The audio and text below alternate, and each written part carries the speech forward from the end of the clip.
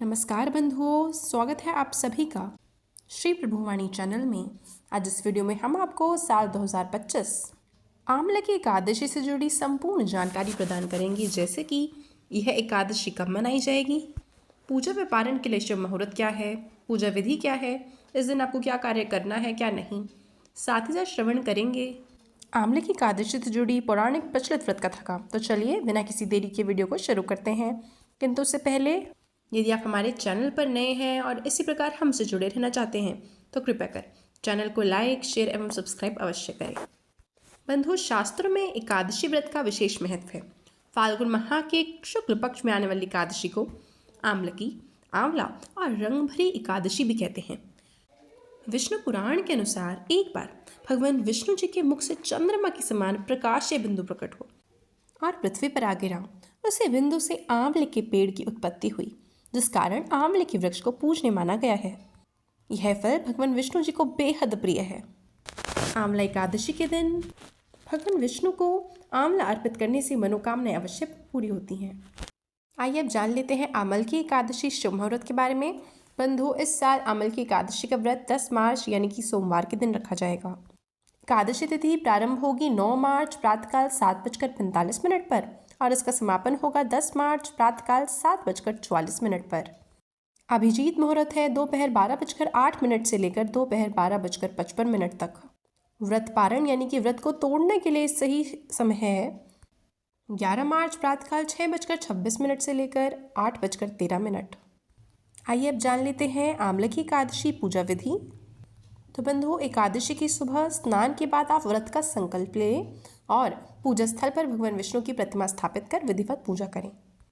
इस दिन आंवले के वृक्ष की पूजा बेहद फलदायी मानी गई है।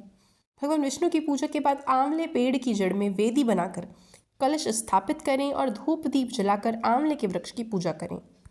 शाम को तुलसी के पौधे के समक्ष घी का दीपक जलाकर तुलसी मंत्रों का जाप करें। अगले दिन द्वादशी की सुबह व्रत का पारण कर ब्राह्मण को भोजन दक्षिणा देकर विदा करें। आइए अब जान लेते हैं कौन से हैं वे कार्य जो आपको नहीं करने हैं। तो बंधु, एकादशी व्रत में दशमी, एकादशी और द्वादशी दिनों तक यानी कि 3 दिन तक आपको सात्विक भोजन ग्रहण करना है और संभव हो तो अन्न नहीं खाना है। एकादशी व्रत में चावल का सेवन वर्जित है और तामसिक चीज़ें जैसे कि प्याज, अदरक, लहसुन, मदिरा, इन सब का सेवन भी वर्जित है। इस दिन आप ध्यान रखें कि बाल, नाखून, दाढ़ी ना कटवाएं और आंवले के पेड़ की पूजा और भगवान विष्णु को आंवले का भोग अवश्य लगाएं। इस दिन तुलसी में आपको जल नहीं देना है और ना ही तुलसी के पत्ते तोड़ने हैं, क्योंकि विष्णु भगवान को सर्वाधिक प्रिय पौधा तुलसी ही है। तो इसी कारणवश यदि आपको एकादशी की पूजा में तुलसी पत्र का इस्तेमाल करना है तो आप एकादशी के एक दिन पहले ही उसे तोड़कर रख लें। आइए अब श्रवण कर लेते हैं आंवले की एकादशी से जुड़ी पौराणिक प्रचलित व्रत कथा का। तो बंधुओं, व्रत कथा के अनुसार मानधाता बोले, हे वशिष्ठ जी, यदि आप मुझ पर कृपा करें तो किसी ऐसे व्रत की कथा कहिए जिससे मेरा कल्याण हो। महर्षि वशिष्ठ बोले कि हे राजन, सब व्रतों से उत्तम और अंत में मोक्ष देने वाले आंवला की एकादशी के व्रत का मैं आपसे वर्णन करता हूँ।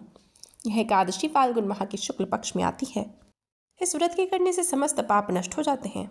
इस व्रत का फल 1000 गोदान के फल के बराबर है। अब मैं आपसे एक पौराणिक कथा कहता हूँ, आपसे ध्यानपूर्वक सुनिए। एक वैदिश नाम का नगर था, जिसमें ब्राह्मण, क्षत्रिय, वैश्य और शूद्र चारों वर्ण आनंद सहित रहते थे।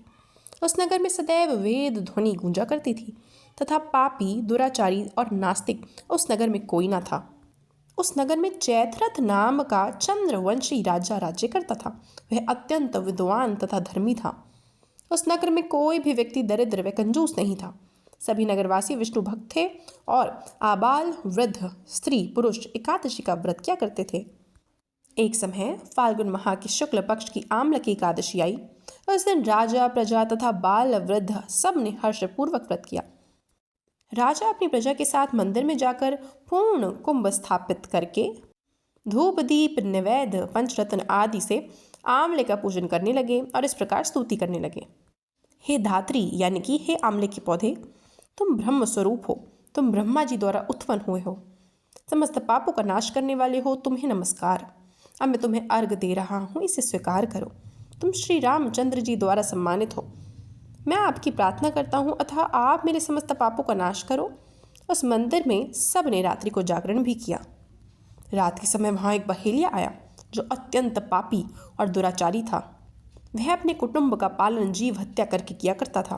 भूख और प्यास से अत्यंत व्याकुल वह बहेलिया इस जागरण को देखने के लिए मंदिर के एक कोने में बैठ गया और विष्णु भगवान तथा एकादशी महात्म्य की कथा सुनने लगा।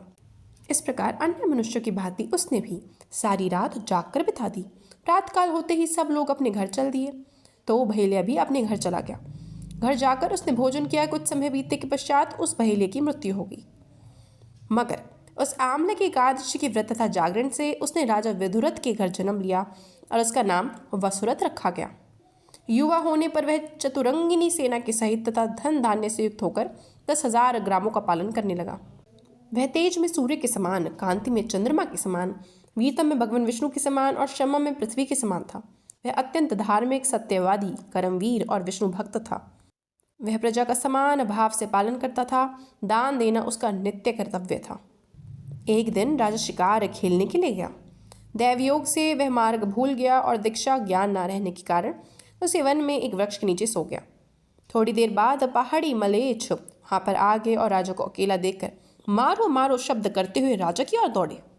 मलेच्छ कहने लगे कि इसी दुष्ट राजा ने हमारी माता पिता पुत्र पौत्र आदि अनेक संबंधियों को मारा था तथा देश से निकाल दिया था, अतः इसको अवश्य मार देना चाहिए।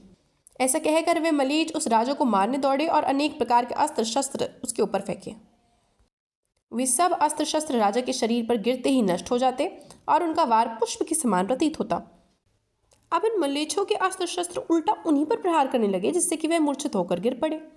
उसी समय राजा के शरीर से भी एक दिव्य स्त्री उत्पन्न हुई।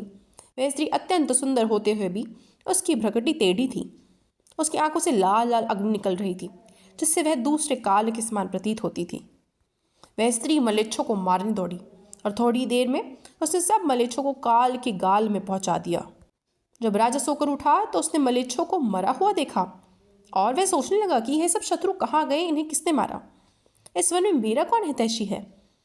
वह ऐसा विचार कर रहा था कि तभी आकाशवाणी हुई, हे राजा, इस संसार में विष्णु भगवान के अतिरिक्त कौन तेरी सहायता कर सकता है। इस आकाशवाणी को सुनकर राजा अपने राज्य में गया और सुखपूर्वक वहाँ राज्य करने लगा। महर्षि वशिष्ठ बोले कि हे राजन, यह आम्ल की एकादशी के व्रत का प्रभाव था। जो मनुष्य इस आम्ल की एकादशी का व्रत करते हैं वे प्रत्येक कार्य में सफल होते हैं और अंत में विष्णु लोक अवश्य जाते हैं। तो यह थी बंधु आगामी आम्ल की एकादशी से जुड़ी संपूर्ण जानकारी। आशा करती हूँ वीडियो आपको बहुत पसंद आई होगी। वीडियो देखने के लिए आपका बहुत बहुत आभार।